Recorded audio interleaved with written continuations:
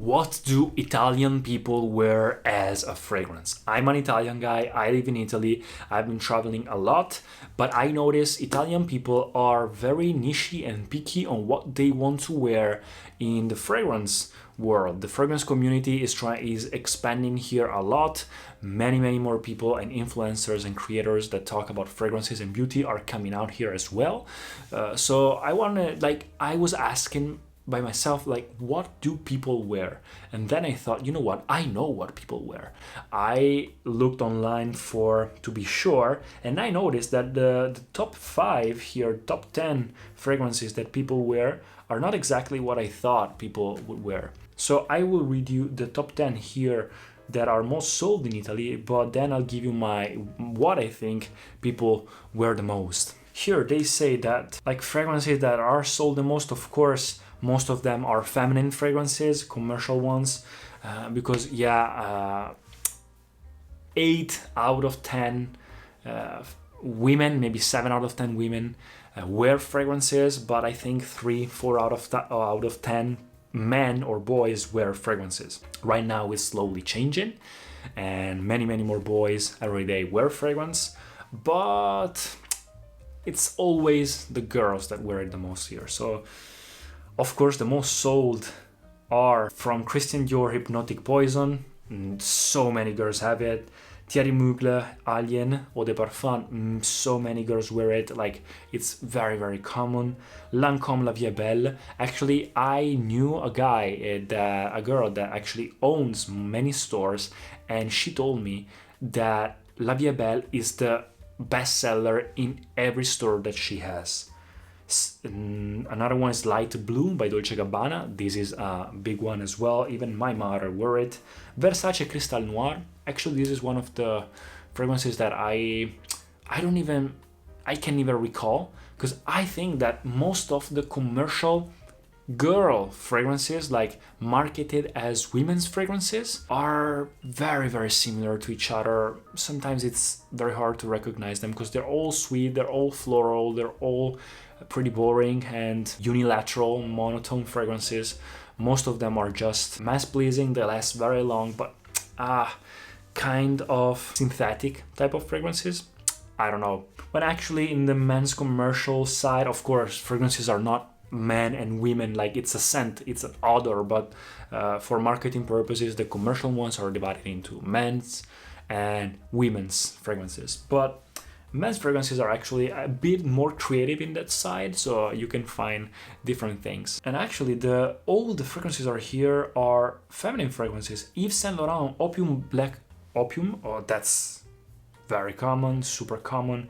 Chloé Eau de Parfum. I never thought that Chloé would be second one most sold fragrance in Italian, but I like it. I actually like Chloé, and I think it's pretty different from the rest. And number 1, Calvin Klein one. I don't get it. I don't get it. It's the most boring fragrance ever. Like, it's so generic.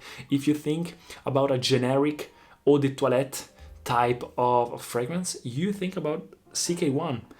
It has been existing since forever. I think even Neanderthal guys wore it. It has been all the time. Everyone at least had it once. Why? I don't get it. So yeah, but let me tell you, what do guys wear? Guys, these are women's. Guys wear Invictus.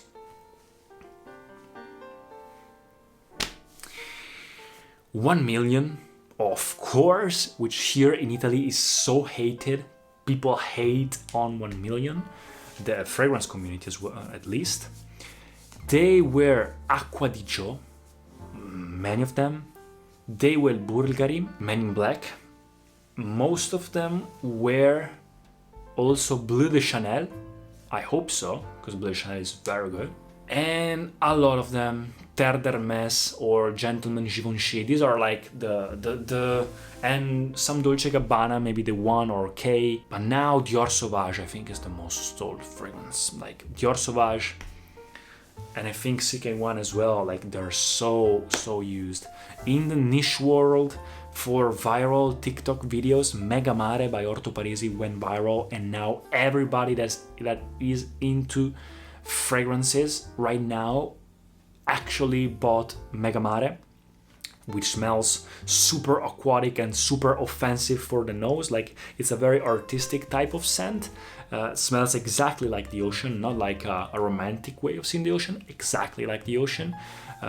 So it's not for everyone, and it's a monster of performance and sillage, but it went viral. So all the boys on TikToks went to the stores, and actually niche stores, when I talk with them here locally, they always tell me, oh my god, why TikTok exists. Of course we want to sell it, but it's not so good, you know, that niche fragrance like this, which is super artistic, is so common because it ruins the purpose of an artistic fragrance. You want your fragrance to be unique, and if everyone smells like the ocean, it has that Paco Rabanne 1 million effect. Once, even if it's a good fragrance, when everyone starts to wear it, it sucks because it's like an accessory. It's like when you smell exactly like everyone around you, it's not that good. And also, these type of fragrances are super, like, here people like to wear, most of them, like guys and boys mostly, potent fragrances. Mostly, if they buy a fragrance, they mean they're kind of into self-care, beauty and fragrances, which means they want people to know that they have a fragrance, so they're going to buy a potent fragrance. They care about longevity, which means sometimes they don't even care if the fragrance is good, they just want it to last long. And so they buy these fragrances that are like made for, like Paco Rabanne 1 million or Invictus, they are made for a certain type of occasions. For example, the club, the disco, nighttime.